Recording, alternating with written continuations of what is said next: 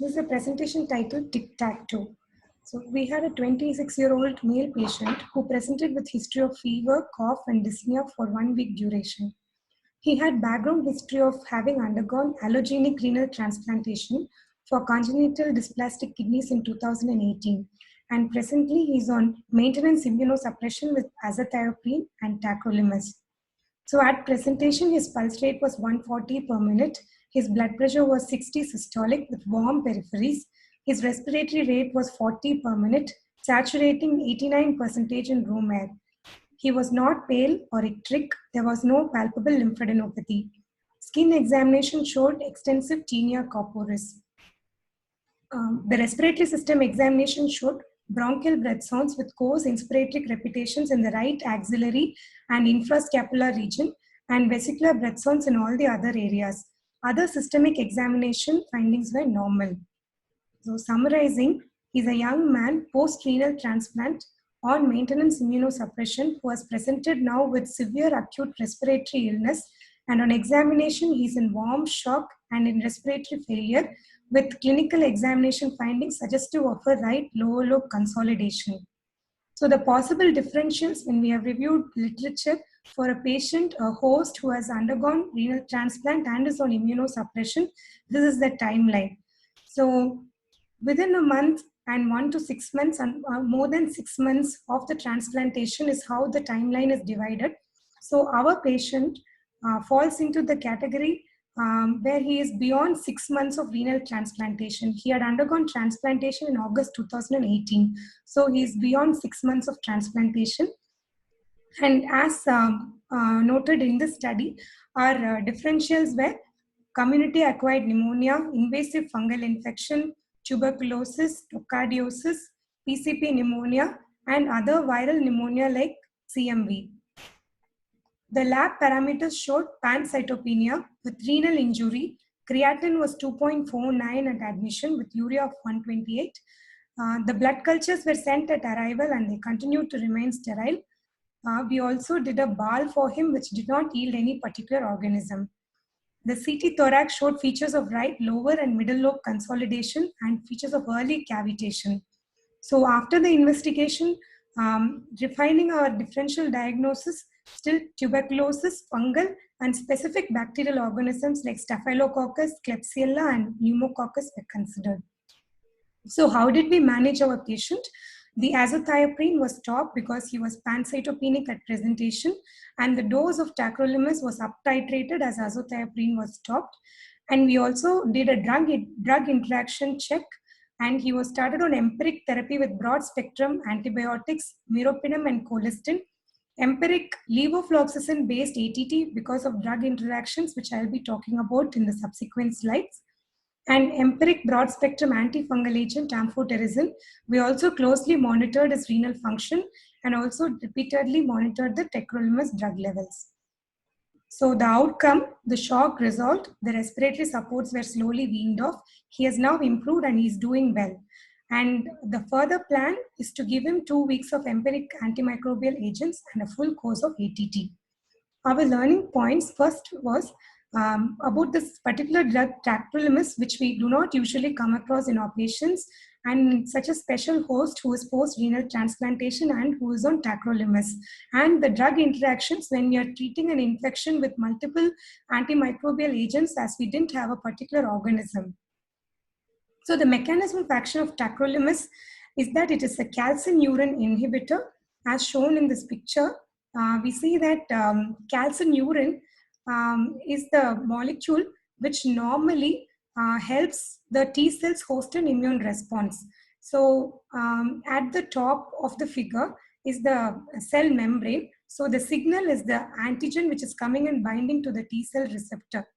So once this binding happens, the cell further there is calcium influx and that activates calcineurin. The importance of calcineurin is that it causes dephosphorylation of the nuclear factor. That is the yellow color star.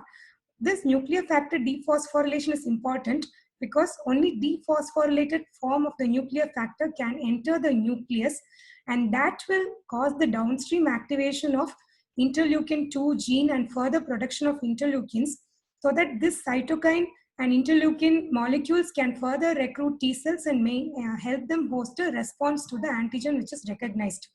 So calcineurin plays this key role of dephosphorylating the nuclear factor of the activated T cells.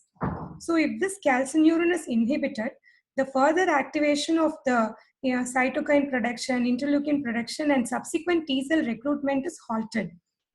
So this molecule, tacrolimus, goes and binds to this FBPP protein, which is inside the cytoplasm, and with that it inhibits the calcineurin completely. So hence this is used to prevent rejection of solid organs which are transplanted, and commonly they are used in the maintenance phase of the immunosuppression. What we need to know importantly that this particular tacrolimus is being metabolized by cytochrome 350 3A4, which is also a very common enzyme which we know, which is metabolized by, which also is involved in metabolism of multiple other drugs.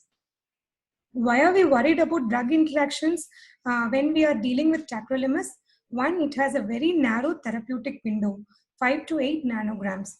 And there is a high risk of acute graft rejection if the tacrolimus blood level falls below the therapeutic window, and there is risk of augmented nephrotoxicity and neurotoxicity if it exceeds the upper limit of therapeutic window. And there are so many drug interactions, more than 500 known interactions with tacrolimus. Before I go into the details of drug interaction, I just want to know how drug interactions are rated, which would guide us, help decide the next step in the clinic.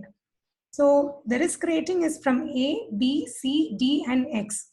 Rate of A means there is absolutely no interaction. B means there may be an interaction, but it is not clinically significant. C means there will be an interaction and we need to monitor the therapy very closely for either toxicities or a subtherapeutic level causing respective clinical manifestations. D means there is a very significant interaction that warrants modification to an alternate therapy which is available. X means that it is strictly not recommended and it has to, such combinations are to be avoided. So when we look at tacrolimus, the enzyme which we are concerned is cytochrome 350-3,4A. So this is a table that I have put together, putting the lexicomp rate of drug risk category and the drugs which are relevant to us. So we see that the first two rows show the drugs which induce cytochrome 3,4A. So risk category C and D. So either we have to monitor therapy or consider modification of therapy. We are very concerned with rifampicin because in this patient, one of our differentials was tuberculosis. So we need to consider modification of ATT drugs, eliminating rifampicin from the regimen. So that is what we did, and we gave him levofloxacin-based ATT. And looking at the inhibitors of cytochrome 3,4A, these are the drugs, importantly the azole antifungals, because many of these patients do have coexisting fungal infection. We need to be very careful when we are giving an antifungal to them. That can cause toxicity of tacrolimus in them. So rifampicin is very important. We did eliminate rifampicin from his ATT regimen because it's a very strong inducer of cytochrome 3,4A, and that can lead to rapid metabolization of tacrolimus, causing subtherapeutic levels, which can lead to fatal acute graft rejection in this patient. That is why we had to change the ATT regimen in our patient. Other risk-rated X drug in case of tacrolimus is alcohol, because it can make the absorption of tacrolimus, it can jeopardize the absorption of tacrolimus. So it has to be avoided in these patients.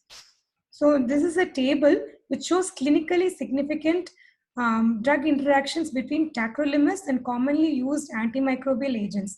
This is a very large meta-analysis which had covered all the studies over a span of 30 years so far available. And it shows that rifampicin is one particular drug of concern because these patients are prone to develop tuberculosis during the maintenance phase of immunosuppression. And it is very important to take this drug off the regimen because there is a very high risk of acute graft rejection in these patients. So take home points. The first point is that there is a timeline for infections in these post-transplant patients. Either is it within a month of transplantation or 1 month to 6 months or beyond 6 months, there is a difference in the type of agent that causes infection in these hosts. So to the epidemiology triangle, there is a component of time when we are talking about these patients who are post-transplantation and are on prolonged immunosuppression. Second point we learned was about tacrolimus, the pharmacokinetics, the dynamics, and very importantly, the drug interactions and the seriousness of these drug interactions and the need that we need to look into these interactions and alter therapy for these patients. Thank you.